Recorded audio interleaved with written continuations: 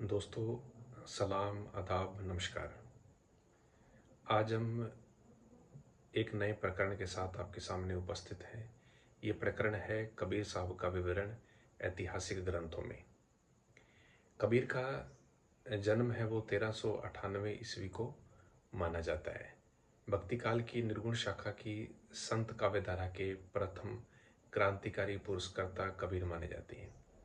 कबीर साहब के जीवन से संबंधित घटनाओं का विवरण किन ग्रंथों में आया है, हम आज इस पर बात करेंगे। विक्रम की 17वीं शताब्दी का एक ग्रंथ उपलब्ध होता है कबीर साहब की परिचय के नाम से। ये ग्रंथ अनंत दास द्वारा लिखित है, जिसमें कबीर के जीवन का विस्तृत विवरण है। इस प्रति के दो भाग हैं, जिनमें पीपा और रैदास की पर्चियां भी शामिल की गई हैं। इस ग्रंथ में यद्यपि कबीर के जीवन की तिथि का उल्लेख नहीं है, लेकिन कबीर के जीवन की कुछ महत्वपूर्ण घटनाओं का उल्लेख अवश्य मिलता है।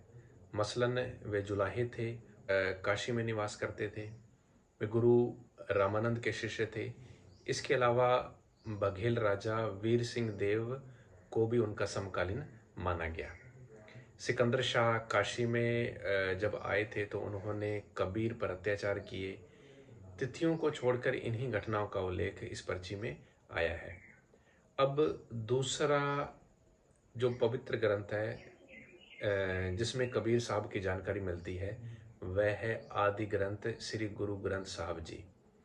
इसमें कबीर जी के रागु और श्लोक का संग्रह है, किंतु उनके आविर्भाव काल के संबंध में भी कोई उल्लेख इसमें नहीं आया है। हाँ, अनेक स्थलों पर संतों की पंक्तियों में कबीर साहब का उल्लेख अवश्य है। जैसे यह उदाहरण है कि नाम शिबा कबीरु जुलाहा पूरे गुर ते पाई। नानक देव जी के इस उदाहरण में यह संकेत अवश्य मिलता है कि कबीर जी ने पूरे गुर से गति पाई थी। पूरे गुर से शब्दों का अन्य संकेत रामानंद जी की ओर भी माना गया। इसके अलावा एक तीसरा ग्रंथ और है जो कबीर के संबंध में सूचना देता है, वह है भक्तमाल की टीका। यह टीका सन 1655 ईस्वी में प्रियदास द्वारा लिखी गई। इसमें कबीर का जीवन वृत्त विस्तार पूर्वक दिया गया। इस टीका से स्पष्ट होता है कि कबीर सिकंदर लोधी के समकालीन थे।